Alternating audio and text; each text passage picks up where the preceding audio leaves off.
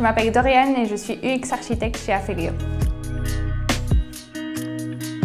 J'accompagne mes clients dans l'élaboration de leurs projets, vraiment depuis le début, la définition de la stratégie, de la vision, jusqu'à l'implémentation, le développement du projet en lui-même. Et tout ça en étant vraiment drivé par l'expérience utilisateur. Mon rôle, c'est vraiment de représenter l'utilisateur et de créer une solution qui va répondre à ses besoins.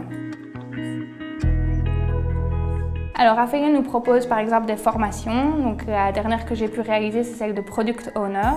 Donc, un Product Owner, c'est une personne qui est vraiment responsable de la conception et de la réalisation du projet. Ensuite, on a aussi le concept de guilde. Donc, des guildes, en fait, ce sont des workshops où on se rencontre entre collègues, soit d'une même fonction, soit d'une fonction différente.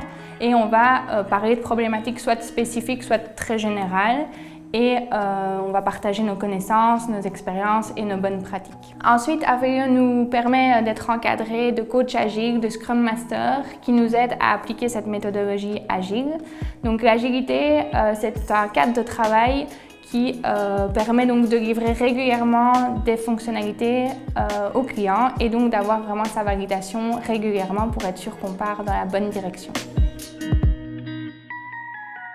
Afelio se distingue par le fait qu'on accompagne vraiment nos clients de A à Z, vraiment depuis la phase de consultance où on va donner nos conseils, vraiment créer une vision, jusqu'à l'implémentation du projet en lui-même. Donc on est là pendant les développements et on assume pleinement la responsabilité du projet jusqu'au bout. Une autre caractéristique d'Afelio, c'est vraiment l'expérience utilisateur. Toutes nos initiatives, nos décisions sont drivées par l'expérience. On va vraiment mettre l'utilisateur au centre de nos réflexions. Un exemple que je peux vous citer, c'est actuellement sur mon projet Flora, qui est une start-up qui s'est lancée dans l'assurance locataire, 100% digitale. On a voulu mettre en place la modification d'une adresse postale. Et donc, on a imaginé la fonctionnalité. Donc, moi, j'avais mis ça derrière un bouton « Modifier mon contrat ».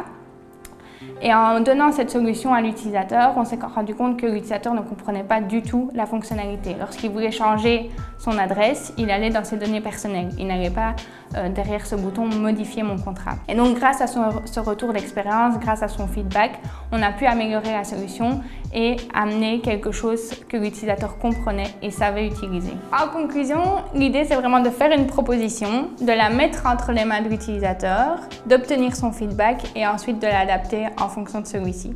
Donc, c'est vraiment l'expérience avant tout. J'ai enrichi mes connaissances en informatique. C'est vrai qu'à la base, je viens d'un master en entrepreneuriat à HEC. Donc j'ai des connaissances de base, mais pas grand-chose. Et donc c'est vrai qu'en travaillant régulièrement avec des développeurs, des architectes, on améliore ses connaissances. J'ai également amélioré ma manière de communiquer. J'ai par exemple appris qu'une image vaut bien mieux qu'un long discours. Donc c'est vrai que dans mon job, je suis amenée régulièrement à faire des présentations aux clients, aux équipes de développement.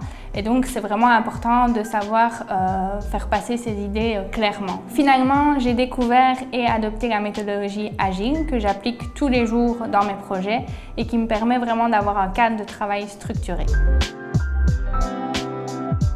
Je pense apporter ma force de caractère. C'est vrai qu'en tant qu'UX architecte, on est régulièrement amené à prendre des décisions, à défendre son avis, à argumenter. Et donc, c'est vrai que lorsque j'ai une idée et que je sais qu'elle est bonne et qu'elle correspond aux besoins des utilisateurs, j'essaye vraiment de la défendre jusqu'au bout et de convaincre les personnes qui m'entourent. Ensuite, je pense qu'il y a aussi ma capacité à m'adapter. Je sais parler sans souci à un client et ensuite à un développeur. Il faut savoir adapter son langage, sa manière de communiquer et donc ça, c'est quelque chose que je fais au quotidien et assez facilement.